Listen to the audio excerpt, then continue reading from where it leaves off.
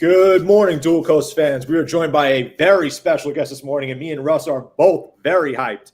Harrison Klein with us this morning. Harrison, thank you so much for being here with us. How you guys doing, you and Russ? How you guys feeling over there? Doing amazing. Thank you for having me on. Excited to talk shop and dive in. Talk shop, I like that. We are, man. You know, we're not only we're happy to have you on here and get to know you. You know, you and I have talked. We've had a little discussion, Harrison, but to really find out what you're doing with Sauna Strong, what you're doing about changing lives, both, you know, mentally and physically, becoming more resilient. You know, you were in the corporate world, right? You were in real estate, you know, and then you transitioned. And I want to hear about that transition. What really inspired you to go from corporate world into Sauna Strong? You are the founder of, you know, and you talk about red light therapy. You talk about, you know, you get in, you've got a world-class gym, you've got the sauna, you do the cold plunges. Just about 9 days ago, you ran a marathon. Yeah. So, you know, I want to hear about the marathon. I want to hear about the recovery. My daughter on Sunday just did a 30K on a trail in Connecticut. So I was talking to her last night, and she was like, I was not as sore as I thought I was going to be, you know. But they say that day 2 is the worst, so maybe you can identify with that. Yeah. But you know, we're so stoked to have you and to hear all about Sauna Strong. But you know what? There's something that I want to read, and this is really important. And this comes off of your website. It says to live Sauna Strong is to embrace a lifestyle of growth. It's the thrill of a group class, the stillness of a sauna, the glow of red light therapy, and the joy of community. A community event. It's choosing progress over comfort, connection over isolation, and resilience over retreat. At Sauna Strong, we don't just get strong, we become Sauna Strong. Love that statement. I love that. Yeah. Love that. A lot of that I imply in my own with Move Today 365. It's a lot of what we talk about. We talk about progress, not perfection. So tell us today a little bit of the transition. What inspired you to go from corporate world into saunas and creating Sauna Strong? Yeah, for sure. Well, thanks for the intro. And honestly, what you just read, that statement, is a big reason why I made the transition, because I was feeling a lot of those things. And personally, I started to notice that I was in a cycle in the corporate world. And mind you, I love my job. I had a dream real estate development job. I went to UW-Madison. I double majored in real estate and finance. I really thought my path was real estate and climbing up the ladder and, you know, maybe getting involved in equity deals and things like that. So that was what the framework of society had kind of taught me. You know, that was where I was supposed to be going. And I did it for 4 years and I loved it. It paid super well. Again, I loved it. I showed up energized and I liked what I did. But I really started to notice that I was in the cycle of I would wait for the weekends to come. And on the weekends, I would typically go party with my friends. And then I would get Sunday scaries. And then I would dread Mondays. And again, I would wait for the weekends. So as I started to mature more and kind of learn about different modalities, and I'd always been into fitness, like running and exercising and lifting weights and those kind of things. I've done Spartan races and high rocks and stuff like that. But as soon as I started to get tapped into mindfulness, did I become more present what I was actually doing with my life and where things were going.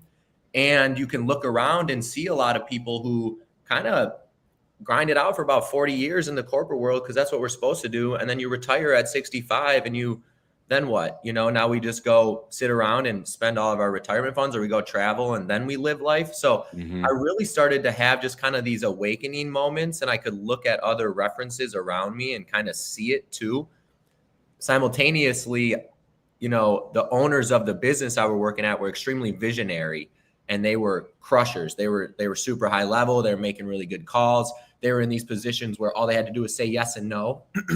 And that was super empowering. It was cool to see their vision. And instead of like building 2 apartment complexes, we're going to build 11 next year. And it's like, we don't even have enough capability or resources to do it. So how are we going to do that? We're going to figure it out. You know, we're going to get uncomfortable and grow in that way.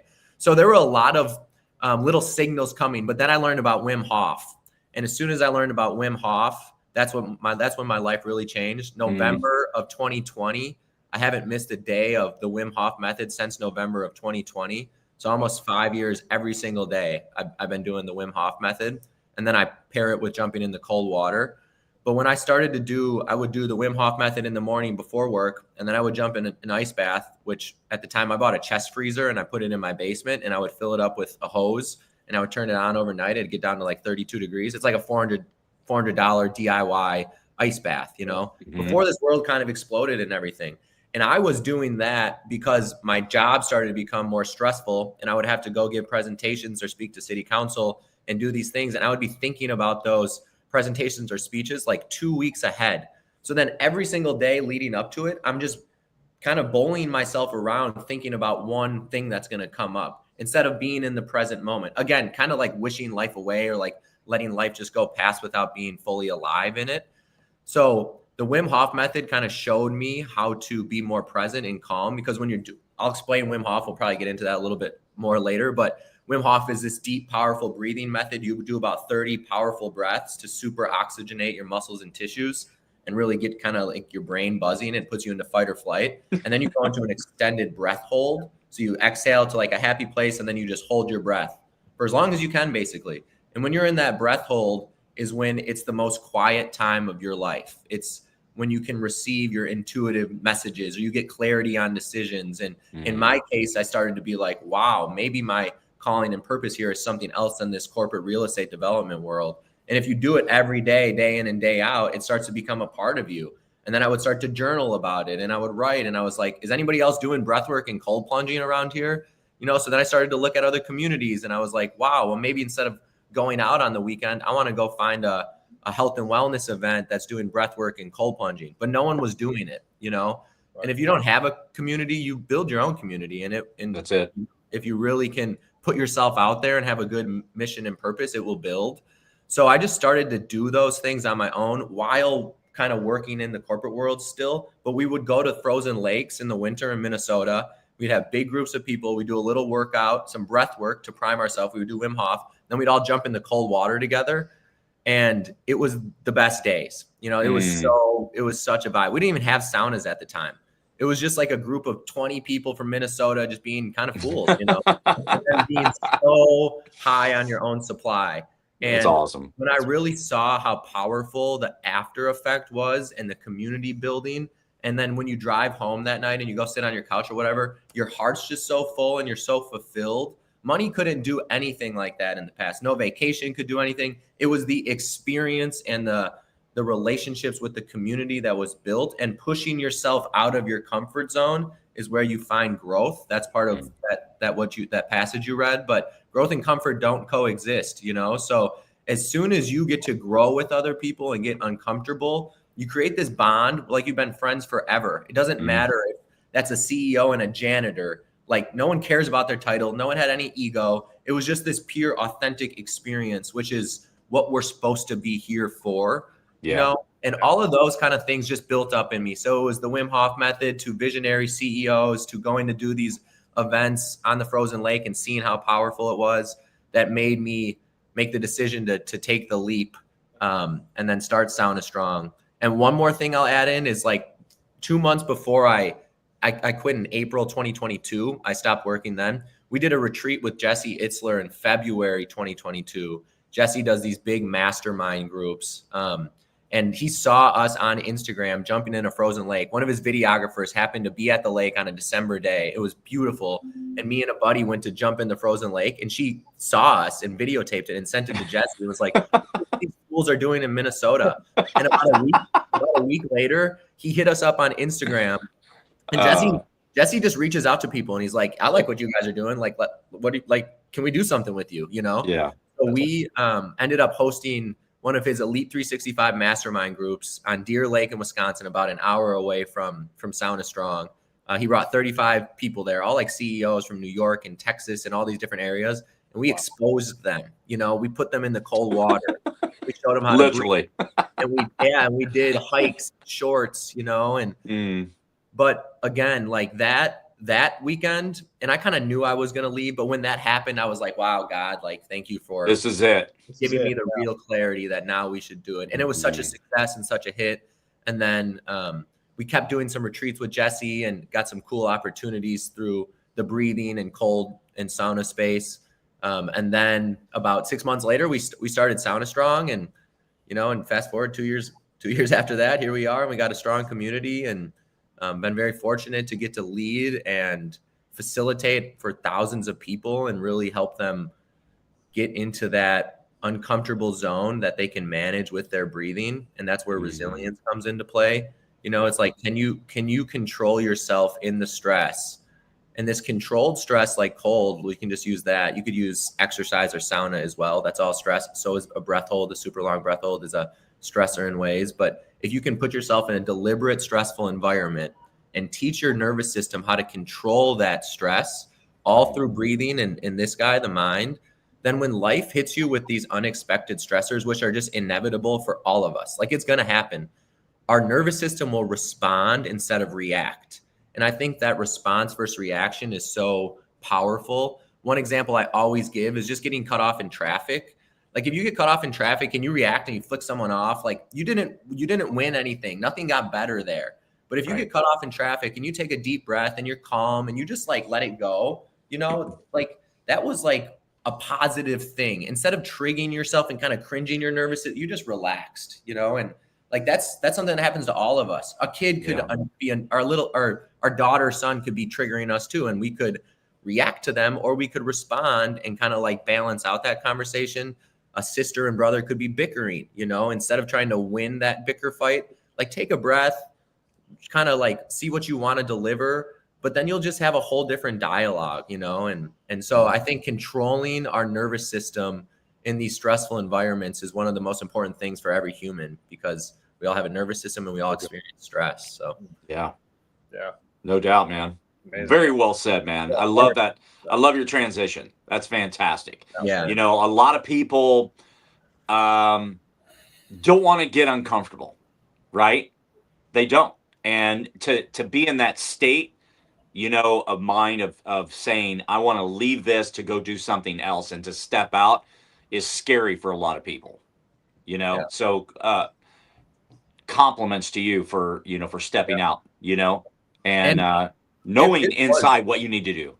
Yeah. Sorry to interrupt you, but it was scary too, you know? Oh, yeah. Like, I don't want to make it seem like to other people that it wasn't scary, but there's a difference between pursuing what fills you up and getting through that fear. It's what you do with the fear too, you know? That's right. Like, how do you respond to that fear? Yeah. But it's not like it's just going to be kosher and easy and fun and all about sauna and cold plunge, you know, like there's a lot of like scary, hard times, lonely, dark, you know, it goes all across the board. But again, that's where the tools come into play. That's right, man. Good job. Yeah. Amazing, man. Amazing. Harrison, something you touched on before, community seems to really be at the heart of Sauna Strong. And the same thing goes for Russ here with Move Today 365. Community is the heart of both of you guys. How would you say this group work or group breath work and shared exposure to stressors amplifies everyone's results and responses as opposed to just the solo work on their own? That's such a good question. Yeah, I mean, first off, we're supposed to be in community and around people. I always go back to evolutionary times or primal times where we would build a fire and we were probably sitting around that fire trying to wait for some food to come back. But we were in community around that fire to stay warm and stay alive and be with each other, you know? So it just seems so important to have people around you. And I think today is very isolated and it's easy to be on our cell phone. It's easy to just go to work and then come home and not really experience other things. So the reason I'm explaining that is because society is really a big part of what hurts community, you know, like the way that our society kind of puts us in these different silos and gives us these preconceived expectations of how we're supposed to show up is just, it's kind of sad, you know? So we're really trying to break down those walls and make it like, I gave the example earlier, but a CEO and a janitor can be in the same community. It doesn't matter what your title or your status is, you know? And when you get to share those experiences with other people and integrate integrate the work that you did and talk about it, articulate your feelings and what actually happened, that's when you embody that experience. That's when you truly have it become part of you. You could do a crazy cool breathwork session, go to a whole different place and not integrate it at all, not talk about it at all. And you actually might have some trauma from that because you didn't really work through whatever came up during that breathwork session. So yeah, I think being able to integrate and know you're supported and safe around that community while you're doing these things is really important. It's breathwork is one thing, but it's way easier to jump into cold water with people. Like that's a perfect example.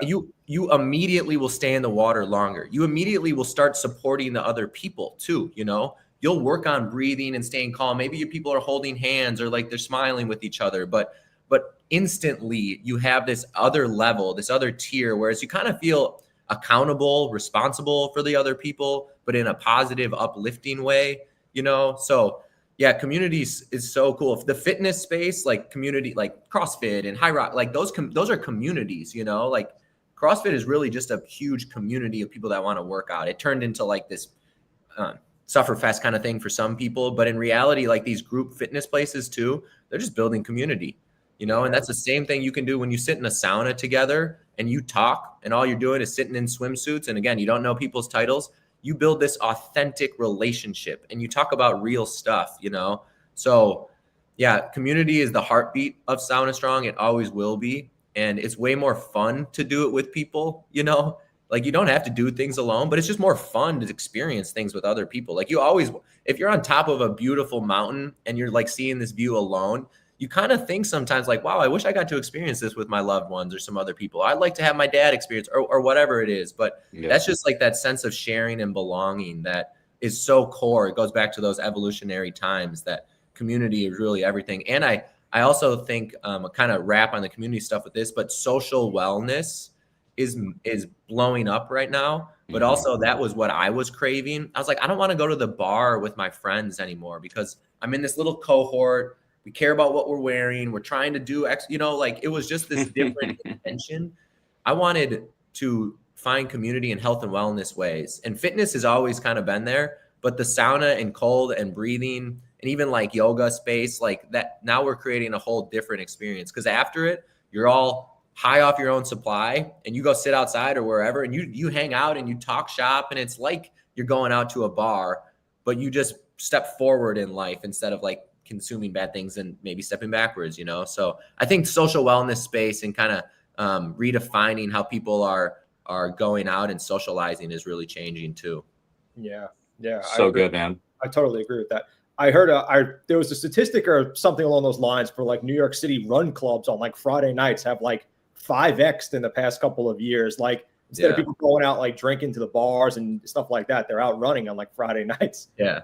Yeah, how cool is that? Yeah, it's awesome. Now, I mean, that's a big thing over the past couple of years, and now I saw a statistic recently that said that it's like 5x, something big. Yeah. I think like sauna parties. Like there's this group called Othership out in New York as well. There's this stat. It was like sauna parties have surged by 1,100% in the last year. Wow. So it's really all about this social wellness. Yeah, and it doesn't really matter what age you are when you're doing that either. Like I have 75-year-olds at Sauna Strong and we have 20-year-olds as well. And those two have sat in the sauna together and they talk and they jam. And the 75-year-old brings this beautiful spirit. He's like, wow, I feel younger here. That's great. And the 20-year-old's like, I want to learn from this 75-year-old. There's everybody across the board. There's couples and friends and teams and so it's just so cool because there's no barriers. There's really not a target person or there's not like an avatar for Sauna Strong either. It's like, who are we targeting? If like you're Lululemon, you're targeting a 32-year-old mom who wants to wear leggings. Like we don't have that, it's everybody. And that's how it should be. That's how it should be. Yeah, I agree. I think that holding hands in an ice plunge cold plunge is like the modern day Kumbaya, right? Yeah. That's cool.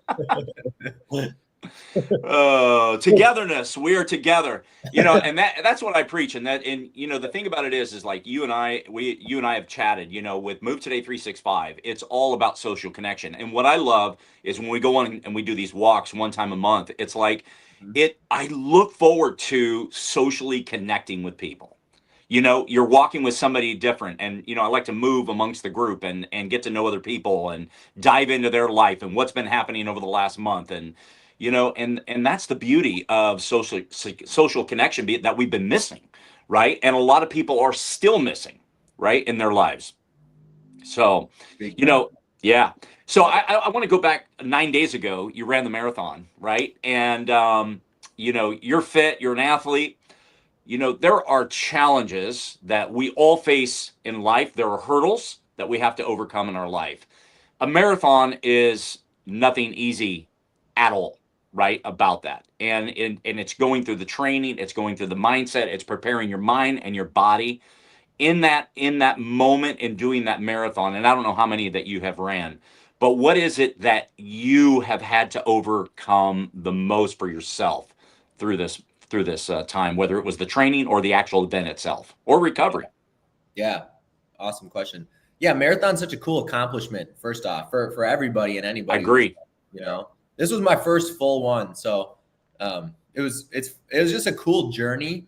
I think the one thing I had to overcome the most is managing the training with running a business and balancing social life, or just like wanting to also enjoy life too through it, because the training is very rigorous and I was shooting for a very fast time, so my training and recovery is more important than the training, to be honest. You can only train as much as you actually recover, and recovery is what we preach at Sauna Strong here. I call it the healing headquarters, because it's just a straight healing lab. We have red light therapy, infrared, cold plunges, traditional sauna, PEMF mat, which is like magnetic frequencies. I'm doing breath work all the time. I'm very well versed in mobility and functional training. And I have some people here who were like in Cirque du Soleil, who are like on a different level of movement patterns who I've really learned a lot from. Awesome. So I think it was balancing all that and making sure my buckets were kind of even, because inevitably you're going to let something drop when you start focusing fully on something.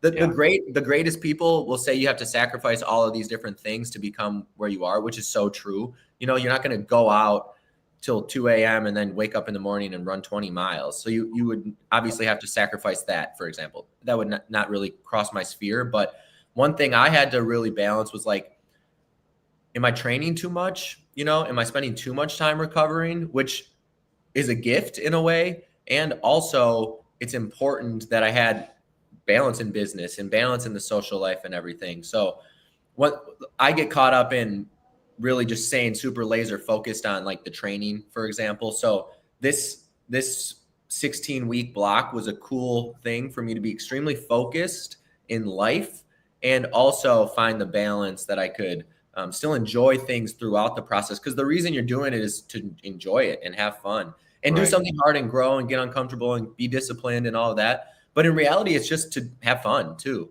Like if you're not having fun when you're doing things, then if things are a little too serious when you're doing things. So I think for me, that was a big thing. I almost took it too seriously at some points, and that's what you can learn from. I also think you'll perform better if you kind of have this fun edge with you, where you put in the work. Preparation separation's in the preparation. So however prepared we are is really important.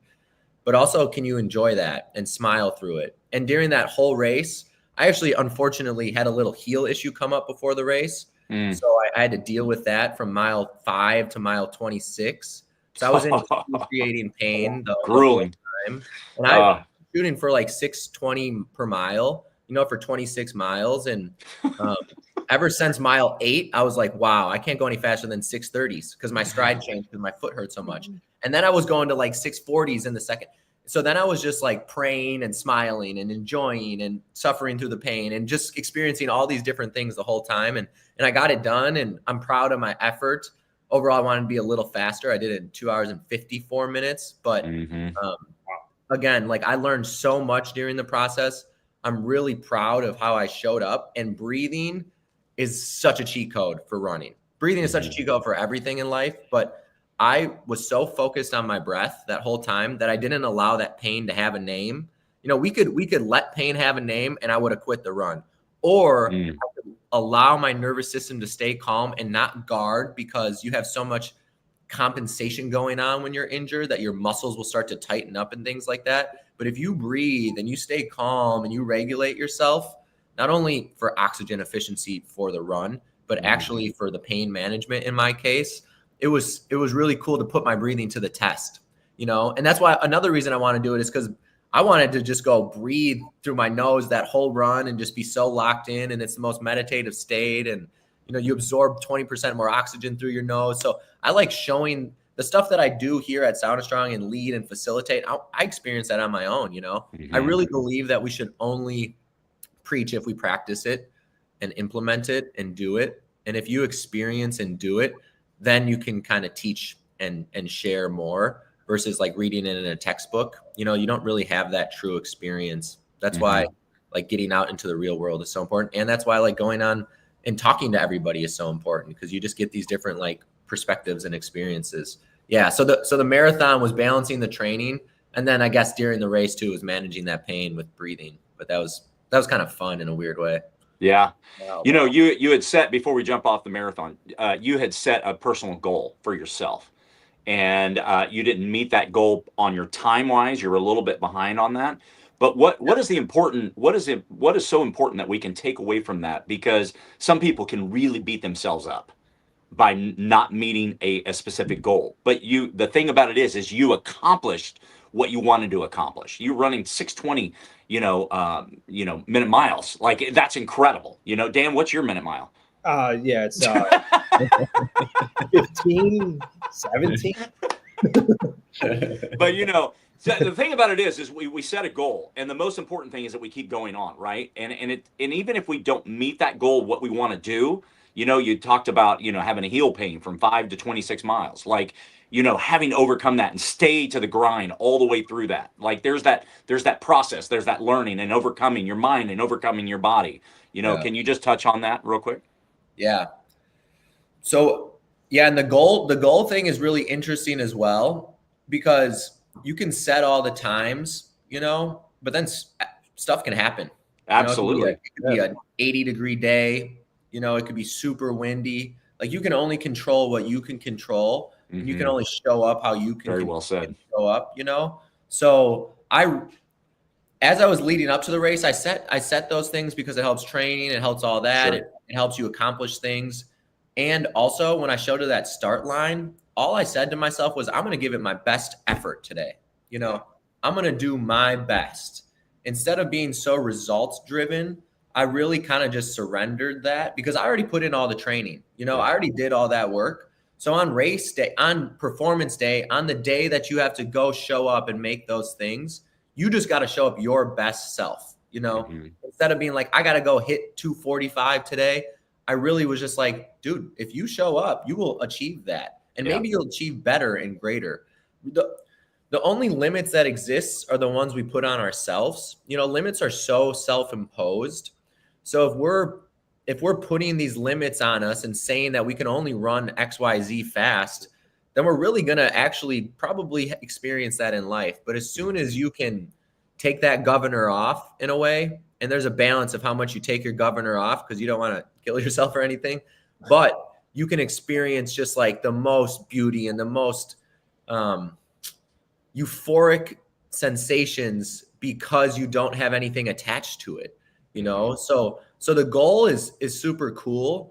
And also there's this beauty of having a goal and trying to hit milestones and be successful, but also just showing up and doing your best. And hopefully you go crush those goals, So I'll keep setting goals. And then when I get there, when I get to that day, I do breath work, I meditate, I get my mind just super calm and still. And I'm like, dude, just go show up, go perform. Like, you already did all the work. That's it. Amazing. Nice job, man. Incredible, man. For the record, Russ, you beat me to the mile joke I was going to ask you. Got to be quick, Dan. Got to be quick. Just got to be on it. Harrison, you built a brand that integrates faith, family, community, resilience, mindset. For someone who's listening right now who feels stuck and feels unmotivated, what would you say would be the first actionable step that they could take, or you would recommend for them to start developing discipline in body and mind? Yeah, beautifully said. First off, faith. Faith is so important, you know. As soon as you can have a daily prayer practice, and I'm not really religious, I'm more faithful. You know, I believe that the way we show up and act is our faith. You know, like church, I go to church on Sunday, but I don't really preach church to people. I'm like, we're the church. You know, how are you showing up for other people during the day? So the one thing that can help you get unstuck is like anchor yourself to God and pray, you know, because that just opens up so much beauty and love, and you just like don't worry about as many things. But practically, one of those layers would be prayer, but it's forming these habits and these good systems and routines to make sure that your nervous system is primed to go operate in society. You know, so like first thing in the morning, don't look at your phone. Don't think about work right away. Don't do anything really. Take 5 minutes to just breathe and be calm and set your mind, and then kind of stack your day through that, you know? So instead of going into busyness, we go into emptiness. And in the emptiness is when we really can kind of like get rid of anything that's unstuck, because now we'll start to be like, oh, I'm kind of stuck in this area. I'm going to listen to this well, and then maybe I'm going to go act on that, you know? So I think stacking our morning is really important, and the morning starts the night before. So the night before, being kind of prepared with what you're going to do in the morning, knowing that you're going to wake up and do your breathing, and then take a 30-second cold shower, and then drink 16 ounces of water with hopefully some electrolytes or lemon, and, you know, before we drink caffeine. So I think like stacking our morning and getting our mind, body, and spirit really primed for the day allows us to go operate in society at just like a whole different caliber and tier, you know? So having those things helps you get unstuck, because now you're not building all these things up in your mind and you don't have as much monkey brain. You're more so clearing all that out and allowing yourself just to authentically show up and experience the day as it is, and be more present with it instead of worrying about whatever you're stuck on. And then if there's something that you particularly wanted to dive into that you're stuck on, or you really want to work through, you know, breath work is where I would go. I would guide someone through a breathwork session, and I would understand what's going on, what they're stuck on, and we would talk about it and we would process through it. But the reason you would do breathwork to work on something that gets unstuck is because typically when we're doing breathing, we're breathing through our low belly very actively or slow, but we're activating our diaphragm and our parasympathetic nervous system response. So it's taking us from fight or flight. And when we're in fight or flight, we're probably stressing out about what we're stuck with or what's going on with us. And as soon as we get to the parasympathetic response, our whole nervous system starts to calm down. And then we can really process and work through it and feel our feelings and express our feelings. You know, talking about our feelings is important. It doesn't have to be like super soft and sappy and stuff, but like men need to talk about their feelings too. Men need to get vulnerable. We're all, women do as well, but women are a little bit more open and receptive. They go have talks where they talk about this stuff, and it's not gossip either, you know? Like, I can't stand gossip. One of our sayings is no ego, no drama, just community at Sound and Strong, you know? But talk about real, authentic things. And if you're stuck on something, you have to share it. But you have to be in this prime position to share it, you know? So that's where stacking your morning and having your nervous system ready to go talk about it or process it is really important, because otherwise you're going to kind of have a disruptive pattern that's going on as you're trying to work through those things. So there's a lot of people who will go away for weekends and do these retreats and stuff and have these traumatic experiences kind of unwound through breath work or different, you know, experiences that they go through. But here at Sound and Strong, you could do that in 30 minutes, you know, like you really could go do that right away, but you have to be primed. You have to be in a good spot for it. Sure. And typically when people go away for those weekends, they're just allowing their nervous system, because they're getting away from busyness. They're doing, you know, that's why people go do that. But we can also do that just like wherever we are. So, so I think stacking your morning, first off, prayer is so powerful, but stacking your morning. And then if you really got to work through something, going into a deep breath work session, and Wim Hof's a good source for that. There's a lot of, you know, I have different breath work protocols and stuff, but there's a lot of things out there on YouTube you can look up too. But having that breathing practice is really important. Awesome. That's good. Awesome. Last week, Ryan Patrick took us through some breath work and took us through an exercise. Yeah. And Dan and I got on the phone and talked about it afterwards because we Yeah. had similar experiences, but different experiences.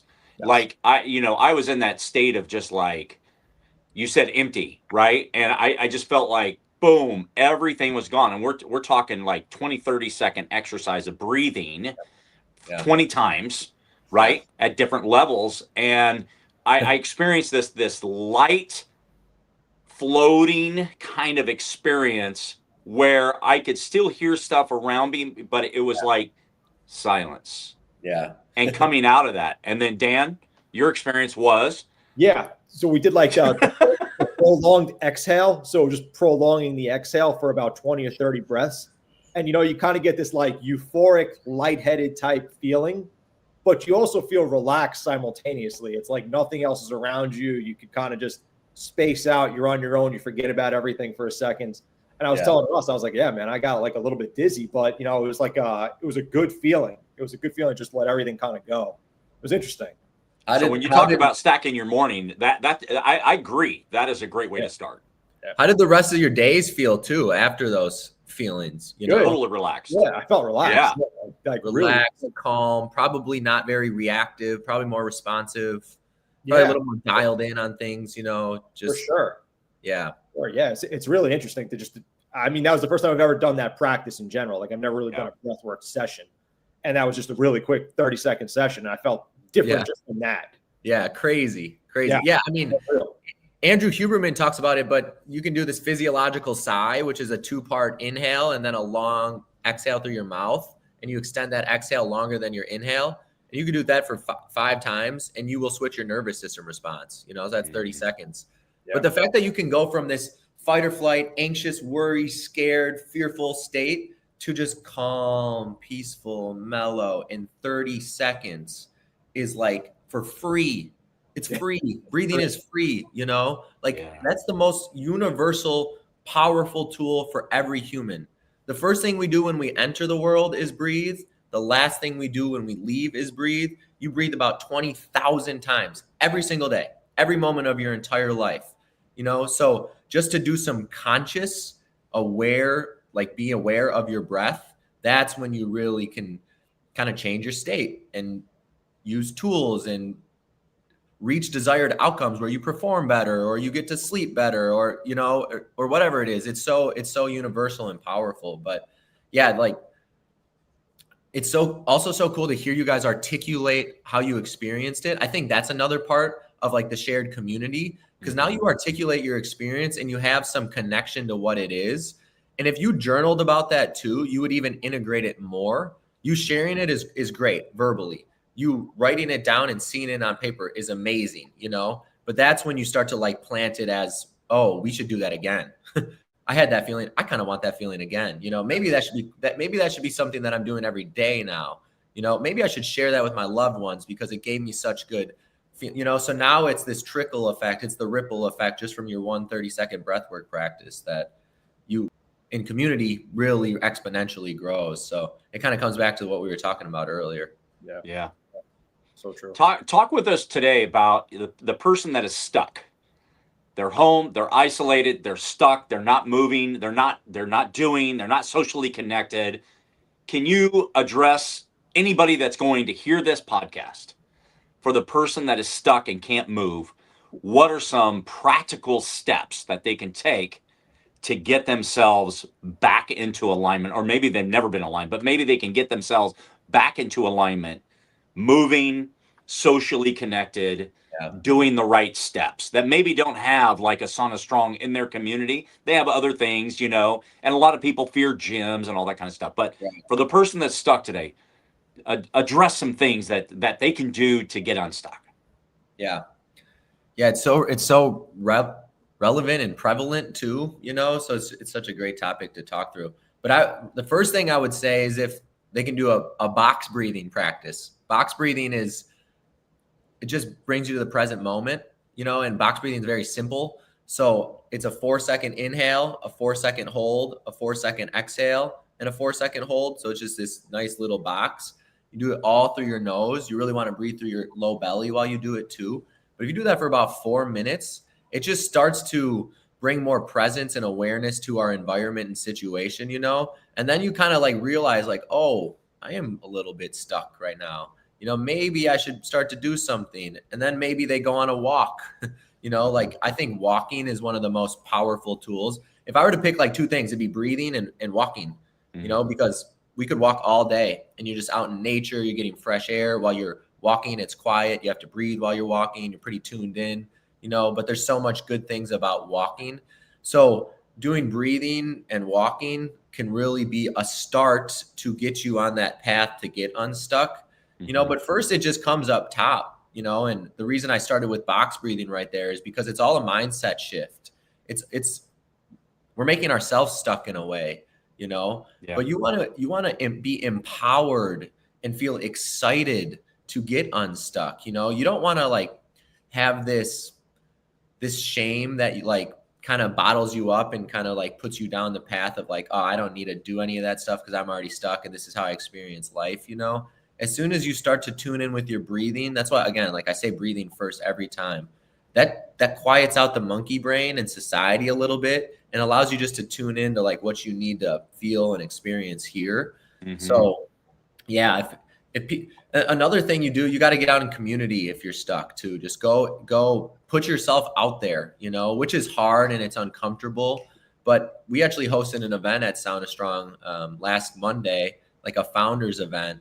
And one of the founders came up to me and they're a young entrepreneur and they're having a really hard time doing anything but their business. And they do their business all on their own and they don't get out. They're not really exercising. They're not really doing anything. And after the event, he was like, this is the most alive I've felt in years. Like he hadn't experienced being around people. We did breath work, sauna and cold, and we had these connection pieces.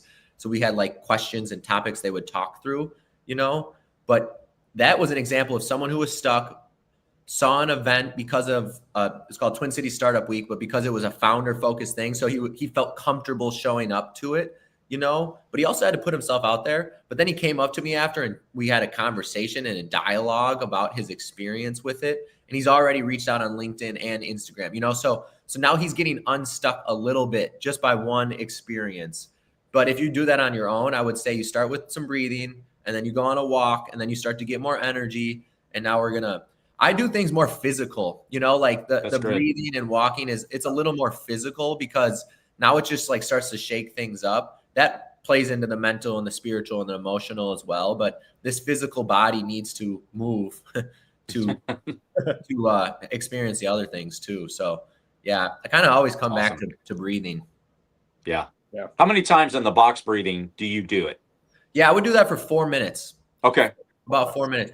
And think about it. That's 16 seconds per breath. Okay. So that's about 3.5 breaths a minute, maybe 4 breaths a minute. Let's say easy numbers. We're doing on average humans 16 to 20 breaths a minute. Okay. So if we go to 4 breaths a minute, we just cut that by a fifth, you know, or we cut it huge amounts. And another thing I think about breathing this way too, but the less we breathe, the more efficient we are. Okay. So the less we breathe, the more efficient we are. I also believe that the less we breathe, the longer we will live because we're not using so much energy by powerful, stressful breathing. If it's calm and slow and coherent, like our heart rate stays lower, our brain stays calmer, our hormones function better, our immune system's stronger if everything's in coherence, you know? So that box breathing makes it about 4 breaths per minute, really slows everything down, you know? So about 4 minutes of that box breathing, you did 16 breaths. That's what you would usually do in 1 minute, you know? So just like those numbers are good to kind of hear because if you can get through 4-second box breathing and you can hold on empty, first off, that's a good little skill because at first people probably won't be able to do it. Yeah. But then you start to be like, you connect to your breathing differently. And now you're like, wow, my heart rate's calmer. Maybe I should just breathe slower generally and be more mindful about my breath and consciously aware of it, you know? And then a lot of Novak Djokovic, was the best tennis player in the world. Now there's some young studs coming up, but he practices he practices with mouth tape. And on an interview I saw, it's probably like 2 years ago now, a lady was like, what's the number one thing you would recommend to people? He said, conscious breathing. Become aware of your breathing, because when you have that high performance and you got to score a point, you know, you have to make a serve. Like if you're rattled, you are not going to perform well, you know, but in anything that goes on this podcast, if we're all in fight or flight and our heart rates are high and we're anxious, like we're not going to have as good of conversation. We're going to be more nervous. And if you go on a stage and your heart rate is jacked up and you go try to present, you're going to not speak with your heart. You're going to be way too much in your brain, and you're probably not going to articulate your message as well. And those listeners in your audience probably isn't going to receive the message as well either, you know, just because of your state and your experience. So that 4 minutes of box breathing could be done before a presentation as well. A lot of my professional athletes do it after a hockey game, for example. If they tend to have a hard time shutting off after any game, but I'm working with some hockey players, and they do box breathing on the bus or in the hotel before bed or on the airplane, just to kind of put themselves in that parasympathetic response, you know, and it's cool. That's a tool right there. It's a great tool. It's amazing. Yeah, we did another exercise with Ryan last week, and Dan and I both didn't really like. It was difficult because he was saying we were doing these quick breathes and then hold, and he said if you can hold for 25 seconds, that is excellent. But he said most people are like 6 to 7 seconds hold, which is where we were, like struggling to find anything beyond the 6 and 7 seconds. Are you guys holding on an inhale or exhale? We were holding on exhales, I believe. Yeah, it was exhale. Yeah. So when I'm just going to nerd out for a second, but when you exhale and hold your breath, carbon dioxide builds up in our system. Carbon dioxide and our diaphragm are what trigger us to breathe. So if we have a low carbon dioxide tolerance, or we're really sensitive to carbon dioxide, it will make us panic fast, you know, and it will tell us we have to breathe. You did not have to breathe in that environment, but your nervous system didn't really know what that experience was yet, you know, and probably if we talked through it beforehand and you heard this beforehand and then you go into it, you probably hold your breath a little longer because you know that you're going to experience panic and a little bit of sensation of drowning or air hunger, but that's okay. You know, it's okay to experience that. Can you stay calm with it, you know? And then you can develop carbon dioxide tolerance so you can become more efficient with your oxygen delivery by allowing more carbon dioxide to build up in your system. And then you would hold your breath longer. But you can also strengthen your diaphragm. Your diaphragm is this pizza-sized muscle in the middle of our belly that when we inhale and exhale, it moves up and down. It expands our ribs and contracts our ribs. It's like the main driver of our respiration. So you can strengthen your diaphragm. If your diaphragm's stronger and you have good carbon dioxide tolerance, then you'll be able to hold your breath for a very long time. And all that means to me is that you're very, very good at controlling stress, because it's stressful to hold your breath. You know, that panic sensation is a stressor right there.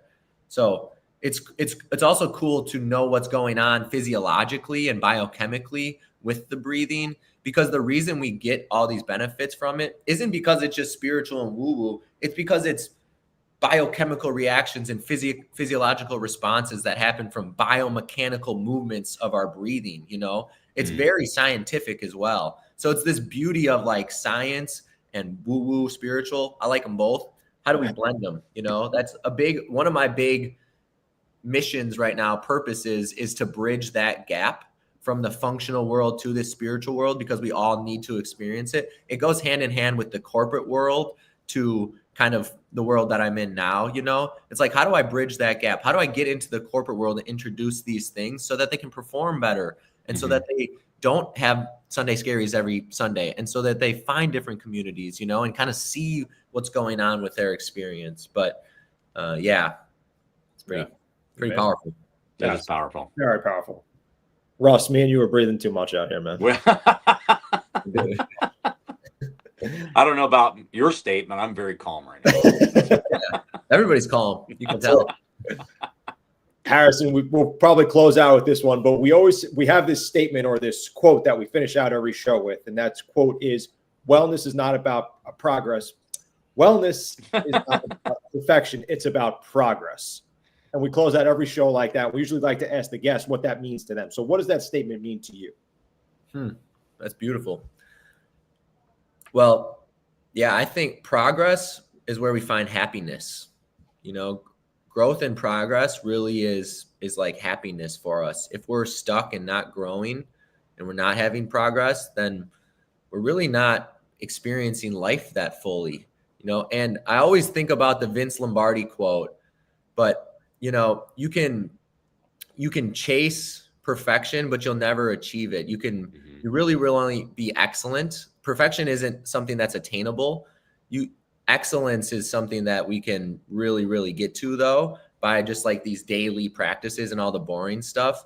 But yeah, there's not making it something that has to be perfected and something that you can just improve on is such a good framework, because then you're not shooting, is again, goes back to the goals too. You know, now you're just going to show up your best instead of be like, I got to be perfect at this. That doesn't exist. You know, you could achieve excellence through that, but you'll never be perfect. So just the daily progress, like that's where it's fun too. The journey is the destination, you know, and that's when I hear that, like that's exactly how I perceive it too. But yeah, wellness it's just this journey and consistent progress. Also, as soon as you think you're good at something, you know, then you're not good at it. As soon as you stop asking questions and getting curious, now you're losing. You know, as soon as you think you're going to be like teaching everybody and you're not the student anymore, now you're going backwards, you know? So just keep that fresh student mindset and always wanting to learn and be curious and expand and progress and not chase perfection, but really just achieve excellence through that. I think it's such a cool framework. It's very much how we operate here too. So yeah, well said. Awesome, man. Harrison Klein, thank you so much for being with us. It's been amazing. Harrison, where can people find you? Where could they find you? You can find me on Instagram, Harrison Klein. Also follow Sauna Strong. Yeah, I'm on LinkedIn. I'm hosting a winter retreat this winter. So I know, Russell, we kind of chatted about that a little bit in the past, but those things are life-changing. They're the most transformative weekends. So that'll all be on my social media. Mostly I'm on Instagram and LinkedIn and stuff like that. But awesome. Yeah. Dan and Russell, you guys are where it's at. Like, I love this. It's such a cool mission and concept and purpose, and I'm excited to share it with my people, you know. But I really appreciate you guys doing this and having me on, but also just the global and bigger mission and purpose is so powerful. So thank you guys. Thank you. Thank you, man. Hey, we're in it together. We're in about changing lives, right? However we can impact lives, however we can motivate people, inspire, educate. That's our goal, you know, and you're doing it. You're changing lives. So just like, you know, you talked about, you know, the 75-year-old, you talk about the 20-year-old, it's bringing people together, and those people coming together help change lives. That's beautiful. Love what you're doing, man. So good. Awesome. Yeah. Appreciate your time today. Really appreciate your time. Thank you so much for being with us. Dual Coast Podcast, Harrison Klein, logging off, guys. We'll see everybody next week. Thank you so much for listening. Let's go. Thank you. Let's go.